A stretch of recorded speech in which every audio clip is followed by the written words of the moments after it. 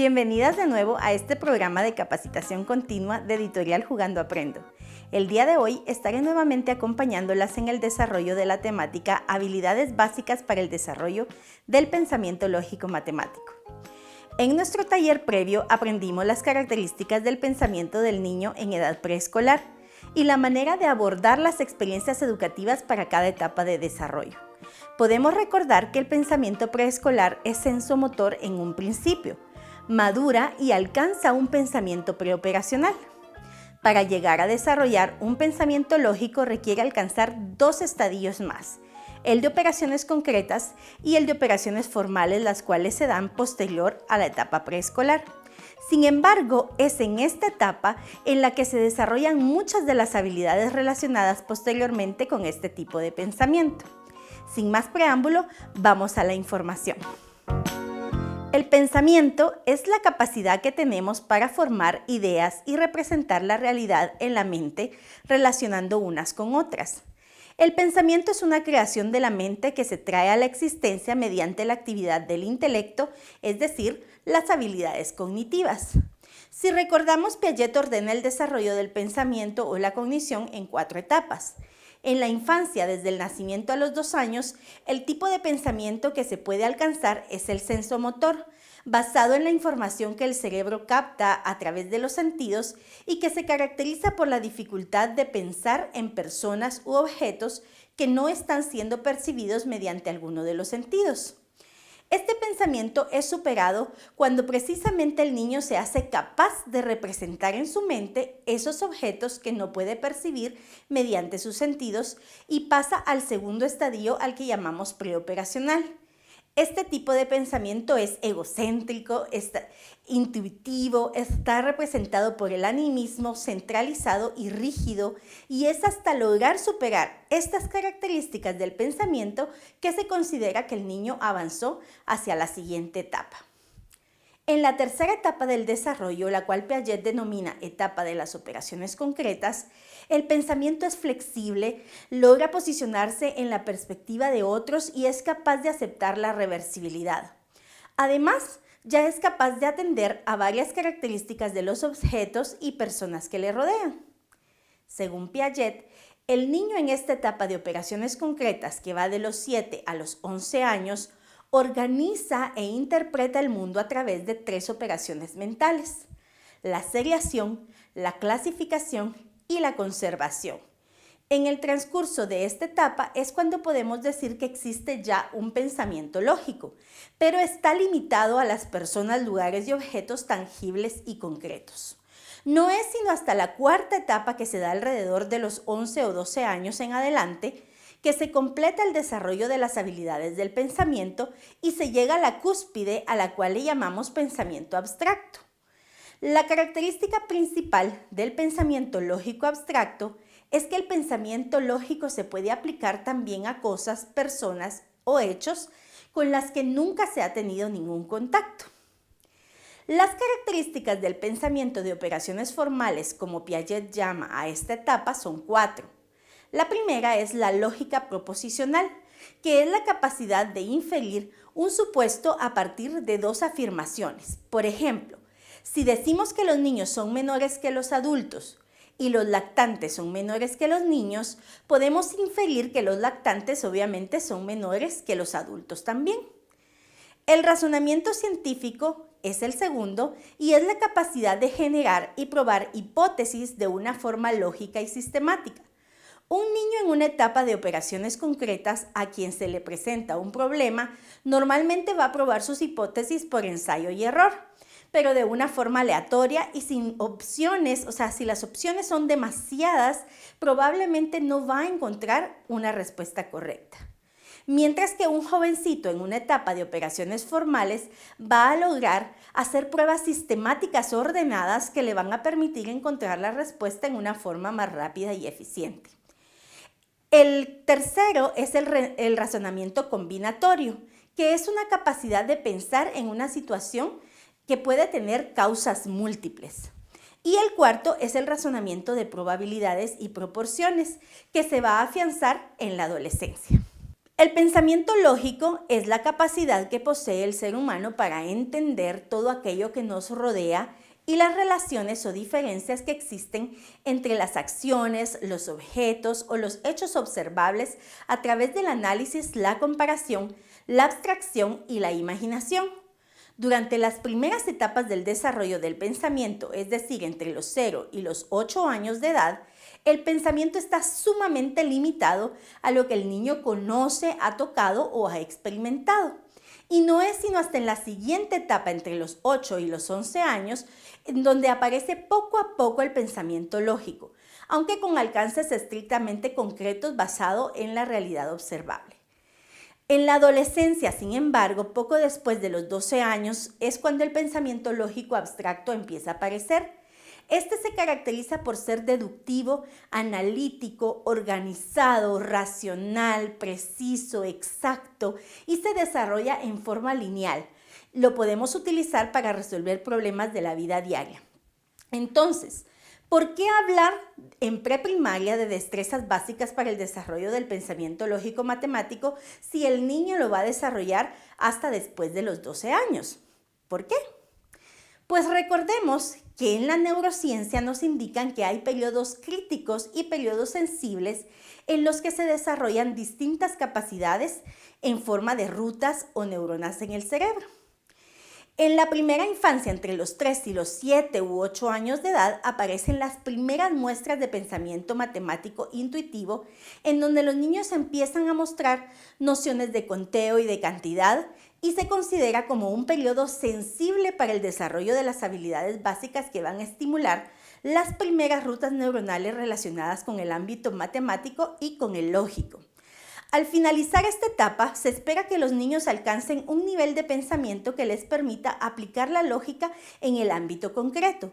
Pero para poder alcanzar ese nivel se necesita forzosamente estimular el desarrollo de los centros nerviosos que una vez maduros van a ser los encargados de procesar las operaciones lógicas abstractas. El pensamiento lógico-matemático es intuitivo en el ser humano y está presente desde poco después del nacimiento, hecho comprobado por diversos experimentos en los que los bebés dan muestra de identificar cantidades de objetos.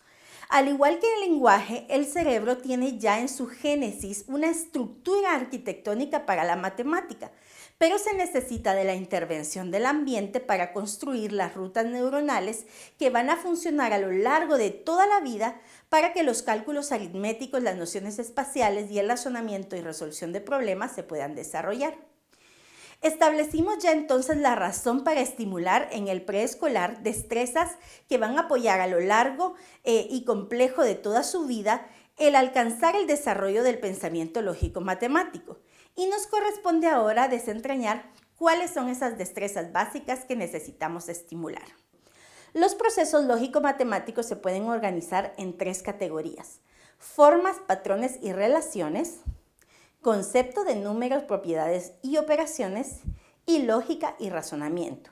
Por lo tanto, vamos a utilizar esta organización para describir las distintas destrezas básicas. Vamos a empezar con las formas, patrones y relaciones que están íntimamente ligadas a la geometría. Es el área más básica y está relacionada en forma directa con la observación y la organización del entorno. Las destrezas que fundamentan todo el conocimiento geométrico son la orientación espacial, la orientación temporal, la posición en el espacio y la lateralidad y direccionalidad. Hablemos de orientación espacial. Esta es sin duda una de las destrezas fundamentales que se asocia con la necesidad de ubicarnos y movernos en el espacio para poder interactuar con el entorno.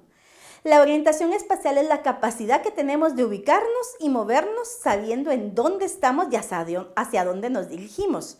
Se relaciona con los conceptos espaciales como arriba, abajo, adelante, atrás, izquierda, derecha.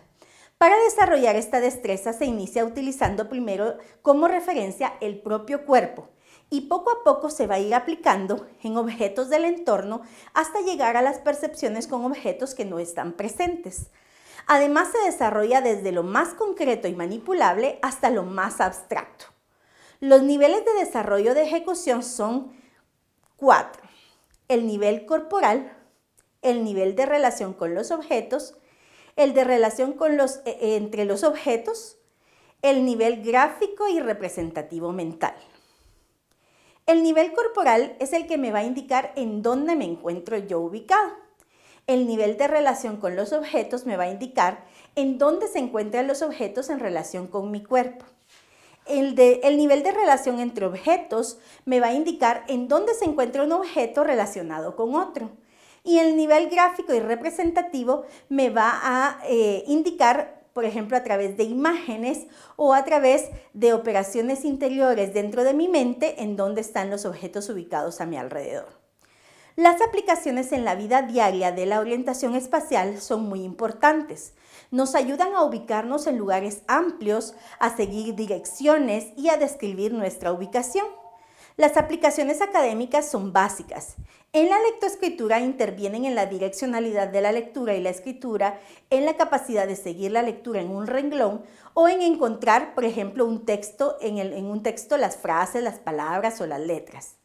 En el área del cálculo va a intervenir en la percepción y reproducción de figuras, en el concepto del plano cartesiano, en el concepto de simetría, en la ubicación de números en una recta numérica, en la ubicación de números dentro del valor relativo y en los procesos de cálculos aritméticos y muchas cosas más. La orientación temporal.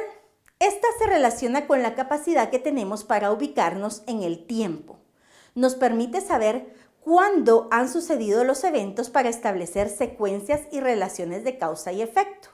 Se relaciona con conceptos temporales como antes, después, ayer, hoy, mañana, al final, etc. Para desarrollarla es importante también iniciar las nociones temporales relacionadas consigo mismo. Los niños pequeños tienen mucha dificultad para discernir el tiempo y por eso es tan importante relacionarlo con eventos o con rutinas repetitivas para que los niños las vayan comprendiendo. Debido a lo abstracto que es el tiempo, va a ser necesario construir material manipulable que les permita llevar el concepto abstracto al plano concreto. En la vida diaria, la ubicación en el tiempo en relación a ayer, hoy y mañana son importantes. Los días de la semana, por ejemplo, pueden enseñarse a través de rutinas, asignando diferentes actividades para cada día. En el área del cálculo, las nociones temporales están relacionadas con el conteo. Dado que es una secuencia temporal, los números tienen un orden y un ritmo. Con la ordinalidad, que es un orden de ubicación por la cual combina orientación espacial y temporal, con los antecesores y sucesores relacionados con los conceptos temporales antes y después, con las secuencias numéricas, con la comprensión de problemas que ya intervienen en el establecimiento del orden secuencial de los hechos y, por ejemplo, en la determinación de causas y consecuencias. Las series y patrones son otras habilidades relacionadas con el tiempo, ya que su repetición es temporal y rítmica. Es importante la ubicación del niño en el tiempo natural y el establecimiento de su propio ritmo, el cual dictará, por ejemplo, su velocidad de trabajo, los días de la semana, los meses del año, las estaciones, las fases de la luna, entre otras, son también aspectos que vamos a desarrollar dentro de la orientación temporal. La posición en el espacio también es importante y aquí debemos diferenciar entre posición espacial y orientación espacial. Como explicamos, la orientación espacial nos ubica en el espacio para poder movernos o señalar una dirección. La posición en el espacio es fija y se relaciona con la posición de un cuerpo o un objeto relacionado con otros. Por ejemplo, aquí trabajamos los conceptos afuera, a un lado, adelante, atrás, cerca, lejos, y estos son determinantes de la posición en el espacio. Esta noción espacial interviene en el ámbito de las matemáticas en competencias como señalar la posición de un número en una secuencia, hacer aproximaciones, resolver problemas matemáticos relacionados con geometría, comprender relaciones geométricas como la distancia, el área, perímetro, etc. La lateralidad y direccionalidad. Longitudinalmente, el cuerpo humano está dividido en dos lados, que son exactamente iguales. Un lado derecho y un lado izquierdo. A pesar de ser iguales, en la mayoría de los casos suele desarrollarse mayor habilidad en uno de los dos lados para realizar tareas motrices que requieren exactitud y ritmo. Esta predominancia motriz de un lado sobre el otro se llama lateralidad. Cuando la destreza es dominante en el lado derecho del cuerpo, la persona es diestra. Cuando es dominante en el lado izquierdo, le llamamos zurda. Esta dominancia motriz la rige el cerebro, el cual también está dividido en dos lados o hemisferios. Pero a nivel cerebral, la dominancia se cruza. Es decir, que las personas que son diestras y utilizan con mayor habilidad el lado derecho de su cuerpo, van a tener una dominancia hemisférica izquierda. Por el contrario, las personas zurdas tienen una dominancia hemisférica derecha. Esta dominancia hemisférica se establece alrededor de los 4 o 5 años y antes de esa edad es natural completamente que los niños utilicen cualquiera de sus dos manos indistintamente para realizar actividades.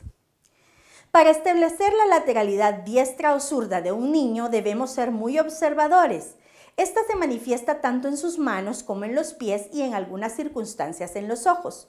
Podemos observar la dominancia lateral cuando los niños, por ejemplo, toman espontáneamente un objeto, patean una pelota, reparten cosas, dicen adiós y cuando dan el primer paso para subir un escalón, también cuando se llevan un caleidoscopio a su ojo o un microscopio y en actividades espontáneas que requieran el uso motor del ojo, de la mano o del pie.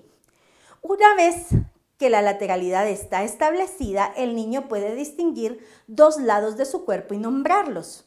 Posteriormente podrá proyectar esa lateralidad en su entorno. A esa proyección es a lo que le llamamos direccionalidad. La direccionalidad que nace de la lateralidad es determinante para muchas interacciones con el ambiente y para el aprendizaje, especialmente del cálculo y la lectoescritura. Interviene en las habilidades como geometría, seriación, procesos operacionales, ordenamiento de cifras y en el manejo de los signos y símbolos del área matemática. La direccionalidad entonces es la proyección de la lateralidad en el entorno y se relaciona también con las nociones espaciales. Sin embargo, aquí se centra en la noción izquierda y derecha. El proceso en el que se desarrolla la direccionalidad una vez que se ha establecido la lateralidad de un niño o niña va igual que todas las demás nociones espaciales, desde lo más cercano a la persona hasta lo más lejano, y así la secuencia del desarrollo sería algo como esto. Primero, el niño distingue su lado derecho de su lado izquierdo. Segundo, el niño distingue objetos que tiene de su lado derecho o de su lado izquierdo. Luego, el niño va a distinguir los objetos que están a la derecha o a la izquierda de otra persona que está a su lado, desde su propia perspectiva. Luego, el niño va a distinguir la derecha o la izquierda de una persona que tiene enfrente y los objetos a la derecha o a la izquierda que tenga esta persona. Este proceso es lento y puede llegar incluso a la adolescencia desarrollándose. Para las destrezas de cálculo necesitamos únicamente que el niño reconozca su lateralidad y la logre proyectar en sus fases iniciales. Las destrezas básicas del pensamiento lógico-matemático relacionadas entonces ahora con los conceptos de número, propiedades y operaciones.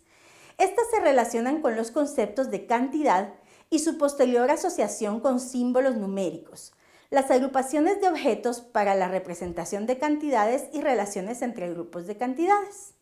Estas destrezas son agrupación, nociones de cantidad como mucho, poco, nada, más o menos, igual, conteo, conservación de cantidad, conservación de número, correspondencia, asociación número y numeral y operaciones de suma y resta. La agrupación y noción de cantidad. En forma natural, el niño y la niña agrupan objetos. La agrupación no siempre responde a una categoría o cualidad de los objetos. Normalmente responden a cantidades como mucho, poco o nada. Los niños y niñas desde muy pequeños saben distinguir cantidades de objetos por la percepción grupal. Sin embargo, no tienen desarrollada su capacidad de conservación de cantidad, lo que les impide notar, por ejemplo, cuál es la agrupación que tiene mayor cantidad de objetos si los elementos del grupo que tienen menos son más grandes, por ejemplo, que los del grupo que tiene más. pudiendo confundirse dado que ocupan más espacio y perceptivamente se ven más grandes. En el conteo, entre los 3 y 4 años de edad, los niños van a desarrollar la capacidad de contar. Pueden seguir secuencias numéricas entre 5 y 10. Comprenden que cada número que pronuncian corresponde a un objeto y que el último número que mencionan es el que corresponde a la cantidad de elementos del grupo. Sin embargo, su conteo aún es muy inmaduro al nivel del sistema nervioso central y cometen muchos errores en sus secuencias. El conteo es vital para el desarrollo de habilidades lógico-matemáticas, ya que intervienen en los procesos aritméticos, en las operaciones, en la comprensión de problemas y en general en todas las actividades de cuantificación. Conservación de cantidad. La conservación de cantidad es una habilidad establecida por la madurez del sistema nervioso central, que permite comprender que la cantidad es constante y permanece como un todo, sin importar si cambia la forma, la distribución o la posición de sus partes. Hay dos tipos de cantidades: las cuantificables, que se constituyen de distintas partes o elementos que se pueden contar, cuya conservación se desarrolla primero. Esto, por ejemplo, cuando tenemos un grupo de monedas, un grupo de legos, un grupo de animalitos de plástico. Y las cantidades continuas, que para determinar su cantidad deben compararse con una unidad de medida, por ejemplo, los líquidos, las masas, etc. Este tipo de conservación de las cantidades continuas se alcanza un poco después. Intervienen en los procesos de la lógica matemática, como por ejemplo el concepto de número, la comparación de conjuntos, los conceptos como mayor que, menor que, igual a, concepto de clase y cardinalidad, y es por eso que es muy importante desarrollar en los niños la conservación de cantidad. La conservación de número es la noción de conservación que se caracteriza por la comprensión de que el número se mantiene a pesar de que cambie la disposición de los elementos, y sucede en el momento en el que el niño o la niña cuantifica la cantidad contando los elementos y ya no solo observando la cantidad en forma perceptiva. Por lo tanto, el niño comprende que 5 elementos pequeños es lo mismo que 5 elementos grandes o 5 elementos medianos. La correspondencia. La correspondencia es una noción de relación de un grupo con otro grupo. Contribuye al establecimiento de la conservación de número y a la vez prepara al cerebro para comprender conceptos de igualdad y de equivalencia. En la igualdad, los elementos de un conjunto son exactamente iguales que los de otro. Por ejemplo, si tengo un conjunto A formado por un pollito, un gallo y una gallina, y un conjunto B formado por un pollito, un gallo y una gallina, puedo decir que estos dos conjuntos son iguales. En equivalencia, los conjuntos A y B tienen la misma cantidad de elementos, aunque estos sean distintos. Por ejemplo, A tiene 5 animales y B tiene 5 transportes. Asociación de número-numeral. Una vez que el niño ha alcanzado cierta eficiencia en las nociones del espacio, tiempo, cantidad y conservación, va a estar listo para introducirse en el reconocimiento de los símbolos matemáticos. Esto es alrededor de los 5 años y medio o 6 años. Es entonces y solo entonces cuando van a poder realizar una asociación entre el número, o sea, la cantidad de elementos que tiene un conjunto, y el numeral, que es el símbolo numérico que lo representa. Las operaciones de suma y resta. Aunque el niño es capaz de realizar pequeñas operaciones de unir o quitar elementos de un conjunto contando materiales manipulables desde aproximadamente los 4 años, estas actividades no se consideran operaciones numéricas como tal, dado que no interviene la intencionalidad ni la comprensión de cantidad o número. Alrededor de los 5 años, entonces, el niño y la niña empieza a comprender desde el ámbito concreto y manipulativo la suma y la resta. Como operación abstracta, donde solo intervienen los símbolos numéricos, la suma y la resta se va a dar hasta después de los 8 años. Antes de esto, el conteo de elementos es necesario para comprender este tipo de operaciones. Veamos entonces ahora las destrezas básicas del pensamiento lógico-matemático relacionadas con la lógica y el razonamiento. Estas se relacionan con operaciones mentales que se llevan a cabo para solucionar problemas y son la clasificación, los patrones, la seriación, las secuencias y la comparación. Clasificación es una de las destrezas que fundamentan el pensamiento lógico. Consiste en agrupar objetos atendiendo a una característica, rasgo o criterio en común. Los niños son capaces de agrupar desde muy pequeños, pero no es sino hasta los 3 o 4 años de edad que pueden empezar a clasificar atendiendo a un rasgo de los objetos, por ejemplo, su forma o su tamaño o su color. Poco a poco con la práctica pueden alcanzar la clasificación de segundo orden, donde van a ser capaces de tomar en cuenta más de una característica de los objetos. Pero recordemos que una de las limitaciones del pensamiento preoperacional es el pensamiento centralizado. Esta es la razón por la cual la clasificación de segundo y tercer orden aparecen hasta después de los 5 años. Patrones. Una vez que los niños son capaces de hacer clasificaciones, pueden también comprender los patrones. Un patrón es una serie de objetos ordenados siguiendo una regla que puede ser de repetición o de recurrencia. En un patrón de repetición, los elementos se presentan en forma periódica y repetitiva. Por ejemplo, blanco, rojo, blanco, rojo, blanco, rojo. Los patrones de recurrencia son aquellos en los que la regularidad en que se presentan los elementos va cambiando a lo largo de toda la repetición del patrón. Por ejemplo, blanco, rojo, blanco, blanco, rojo, rojo, blanco, blanco, blanco, rojo, rojo, rojo. Los patrones desarrollan dentro de la lógica matemática la posibilidad de seriar y con ello el reconocimiento de patrones numéricos, musicales y artísticos, la anticipación de funciones y relaciones entre los números, la comprensión de las operaciones numéricas secuenciales, las relaciones entre series numéricas y la resolución de problemas, el pensamiento divergente, entre muchas otras cosas. La seriación. Las series son secuencias de objetos ordenados según un criterio que puede ser de orden creciente y decreciente o establecidas por un patrón. Las series de orden precisamente sirven para ordenar los objetos, ya sea de menor a mayor o viceversa. Los criterios pueden ser muchos, por ejemplo, tamaños, grosores, altura, peso, tonalidades de color, etc. Las series establecidas por un patrón son aquellas que repiten los patrones una y otra vez. Y vamos a hacer aquí una pausa para comprender cuál es la relación entre los patrones y las series. Para comprender mejor estos dos conceptos, podemos decir que el patrón es el que indica la regla y la serie es el que la repite. Por ejemplo, en la serie que decíamos antes, rojo, blanco, rojo, blanco, rojo, blanco, el patrón o la regla es colocar el color A y después colocar el color B. Y en la serie, por ejemplo, es entonces la secuencia ordenada en donde se va a repetir este patrón una y otra vez. Por ejemplo, un carro rojo, un carro blanco, un carro rojo, un carro blanco. Y así es como podemos diferenciar entonces qué es una serie de qué es un patrón.